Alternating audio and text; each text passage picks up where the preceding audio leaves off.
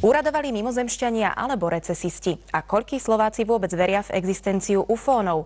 Odpovede na tieto otázky hľadal Daniel Levický Archleb po tom, čo sa na Slovensku opäť objavili tajomné obrazce v obilí.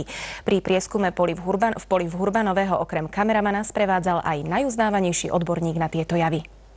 Tak toto je on, najnovší slovenský piktogram. Nachádza sa pri obci Vojničky, neďaleko Hlohovca. Ja som prikladal k názoru, že je ten piktogram pravý. Podľa správ, ktoré máme, sa tu nejaký guľovitý objekt nachádzal, ktorý bolo vtedy možno pozorovať po celom západnom Slovensku. Ak sa teraz usmievate, vedzte, že podľa prieskumov približne každý druhý Slovák verí v ufónov. Pre všetky národy, aj tie veľmi racionálne, tie, ktoré nepriznávajú takéto tendovanie, platí to, že aj v dospelom veku jednoducho máme potrebu veriť v iracionálno, máme potrebu veriť v čosi, čo nás prenáša na druhý breh človečenstva. Na takom Islande je to ešte živšie. Iba 10% ostrovanov popiera existenciu mýtických škriatkov, trolov. Dokonca aj k štátnym stavebným prácam sa občas prizývajú konzultanti, údajne schopní komunikovať s trollmi. Sú isté národy, ktoré majú väčšiu tendenciu veriť na škriatkov, na trollov a podobne. Patrí to už k národnej tradícii, k histórii. Pán Karlík, predseda Trnavského UFO klubu, má s podobnými obrazcami najbohatšie skúsenosti u nás. Prešiel všetkých 27 lokalít, ktoré boli doteraz na Slovensku od roku 91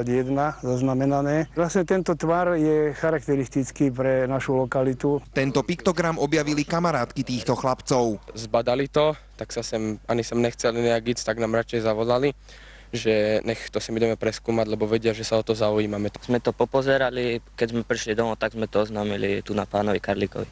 Novinkou je obilie ohnuté v protichodných smeroch v bočnej kružnici obrazca. Ufológovia odobrali vzorky z pôdy i rastlín a skúmajú pravosť úkazu. Pravidelne sa totiž stretávajú s recesistami, ktorí vytvárajú kruhy. Vieme, že mnohí sa snažia nás dobehnúť. Ľudskí autori piktogramov však nemusia mať vždy zlý úmysel. Nielen urobiť si srandu, šokovať, ale v podstate možno aj urobiť radosť tým, ktorí tomu uveria. Urobiť im jednoducho pekný deň. Daniel Levický Archleb, televízia JOJ.